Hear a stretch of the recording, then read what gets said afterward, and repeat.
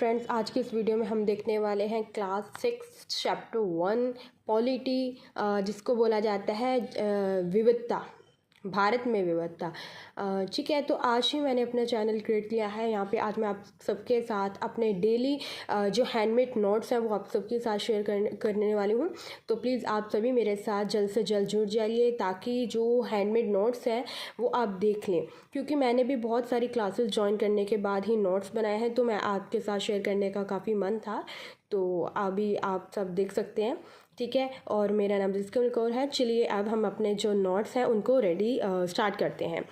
ठीक है, ये क्लास 6 to 12 तक मैं सारे नोट्स आपके साथ शेयर करूँगी, ठीक है। और ये है क्लास 6 का चैप्टर 1, जिसको बोला जाता है विविधता की समझ। विविधता, हम इसमें बेसिकली जो है भारत की विविधता के बारे में बात करें कि डाइवर्सिटी की भारत में किस प्रकार की डाइवर्सिटी देखने को मिलती है। तो चलिए, चैप्टर 1 है, इसका नाम है विविधता की समझ। तो हम विविधता से स्टार्ट करते हैं। विविधता योग्यता, लिंग, जाति, प्रजाति, भाषा, चिंतन सत्र,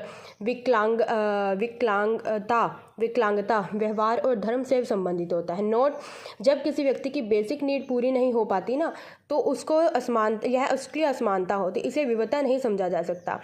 बेसिक नीड क्या होती है? बुनियादी आवश्यकता, जैसे रोटी, कपड़ा, मकान, शिक्षा। जब ये चीज़ें पूरी नहीं हो पाती तो इसको ही बोला जाता है विविधता, ठीक है। इसको बोला जाता है असमानता, यानी कि ये दूसरे से अलग है, इसको विविधता नहीं समझा जा सकता। असमानता के क्या कारण होते हैं? उदाहरण होते हैं कि कारण या उदाहरण का आपकी जाति व्यवस्था के कारण भी आपको असमानता का देखने को मिलती है कि एक के साथ ऊंच नीच का व्यवहार किया जाता है, तो एक को संसाधन अधिक मिलते हैं, दूसरे को संसाधन अधिक नहीं मिल पाते हैं, तो उसके कारण भी असमानता होती है। तो उदाहरण दिए जा रहे हैं यहाँ पे। अवसरों का ना मिल पाना, जमीन या संसाधनों का ना होना।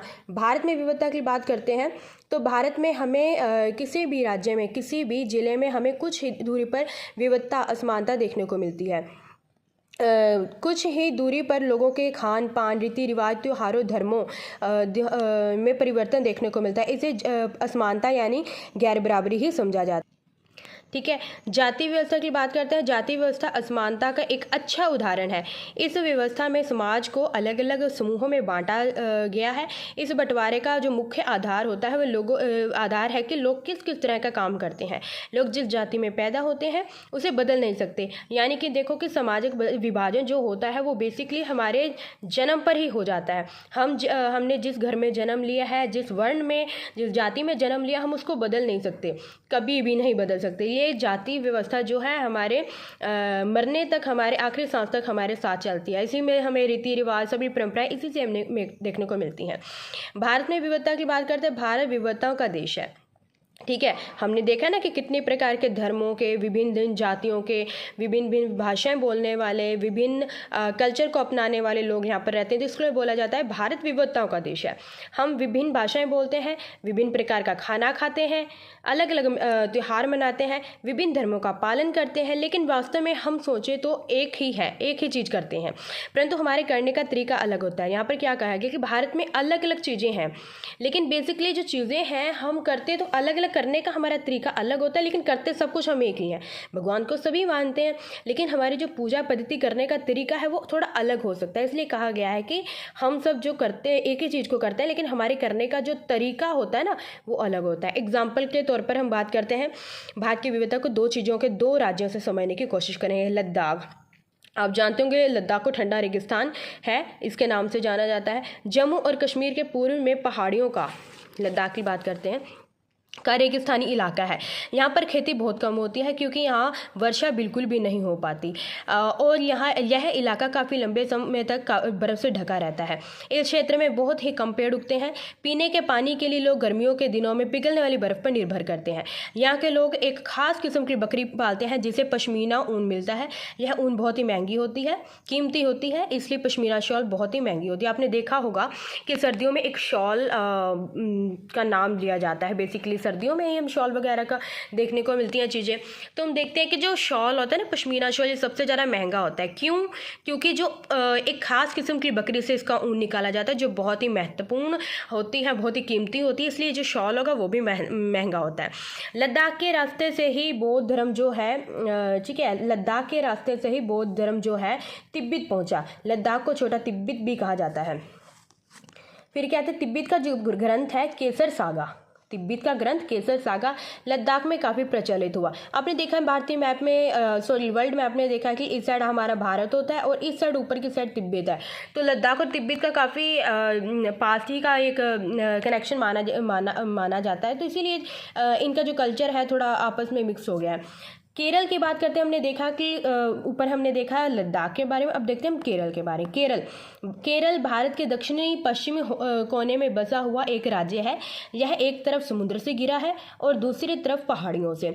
इन पहाड़ियों पर विविध प्रकार के मसाले जैसे काली मिर्च, लौंग, इलायची आदि उगाए जाते हैं। इन मसालों के कारण यह क्षेत्र व्यापारियों के लिए बहुत आकर्षक है।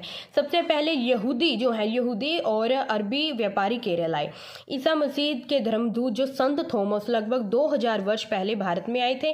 भारत में ईसाई धर्म को लाने का श्रेय उन्हीं को जाता है। यानी कि ईसाई धर्म जो भारत में आया था वो किसके कारण आया था? एक धर्मदूत थे संत थॉमस, उन्होंने जो भारत में ईसाई धर्म लाया था वो एक व्यापारियों के तौर पर भारत में आए थे। स्टेटमेंट है एक इब्न बतूता, आपने हिस्ट्री में नाम सुना होगा, उन्होंने एक स्टेटमेंट दिया। उनका कथन है कि ये करीब 700 साल पहले भारत में आए थे। इब्न बतूता 700 साल पहले भारत में आए थे। अपने यात्रा वृत्तांत में मुसलमानों का विवरण देते हुए कहा कि मुसलमान समुदाय की यहाँ बहुत इज्जत है। ठीक है, वास्को डी गामा की बात करते हैं जिन्होंने भारत की खोज की थी। वास्को डी गामा आपको लर्न रखना है। प्रीलिम्स में बेसिकली बहुत आपको इस तरीके के क्वेश्चन पूछे जाएंगे, लेकिन ये बहुत ही जनरल क्वेश्चन है तो आई होप आप सभी को पता ही होगा। वास्को डी गामा पानी के जहाज से भारत आए तो पुर्तगालियों ने यूरोप से भारत का समुद्री रास्ता जाना। केरल की उपजाऊ जमीन और जलवायु चावल की खेती के लिए उपयुक्त है तथा यहाँ लोग मछली, सब्जी, चावल खाते हैं। अनेकता में एकता जो है पंडित जवाहरलाल नेहरू द्वारा दिया गया है। यहाँ पे सारे के सारे चैप्टर का सारांश ये कहा गया है कि यहाँ पर दो हमारे जो राज्य हैं लद्दाख, है ना, लद्दाख और केरल के बारे में हमें को यहाँ पे बताया गया कि इनका कितना तरीका जो है अलग अलग है, कितने तरीके से इनकी बात की गई है कि कितने तरीकों की इनमें विविधता देखने को मिलती है। रेगिस्तानी इलाका जो है वो ठंडा इलाका है ना, और वो उत्तर पूर्वी क्षेत्रों में भारत में बसा हुआ है। और हम केरल की बात करते हैं तो केरल कहाँ पे बसा है? दक्षिणी पश्चिम कोने में बसा हुआ है।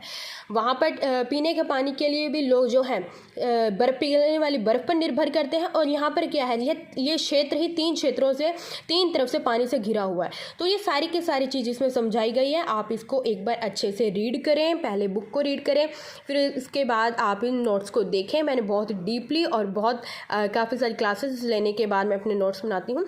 तो आई होप कि आपको अच्छा लगा होगा। मेरे नोट्स मैं आपको एक बार दोबारा से दिखा देती हूँ, ठीक है। आप वीडियो को पॉज करके चाहें तो आप अपने नोट्स बना सकते हैं। और मैं डेली अब हर सब्जेक्ट की, चाहे वो हिस्ट्री हो, चाहे ज्योग्राफी हो, पॉलिटी, इकोनॉमिक्स, साइंस और यहाँ तक कि वर्ल्ड ज्योग्राफी के आपको और इंडियन ज्योग्राफी के नोट्स भी मैं आपको साथ साथ शेयर करवाती रहूँगी, अगर आप लोग इंटरेस्टेड हो तो, ठीक है। मैं अभी आपको ये दिखा रही हूँ, आप वीडियो को पॉज करके अपने नोट्स बना सकते हैं।